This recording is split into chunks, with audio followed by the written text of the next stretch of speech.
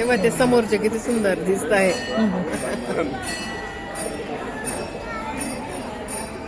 Photo मग आपल्याला सुलटा करून घेता येतो. मला खरोखर माहिती नव्हतं ते.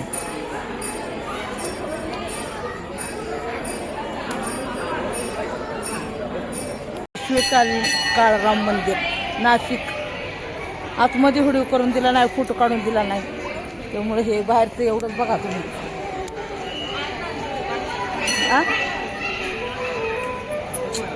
गोराराम मंदिर, एक काळराम मंदिर आणि गोराराम मंदिर.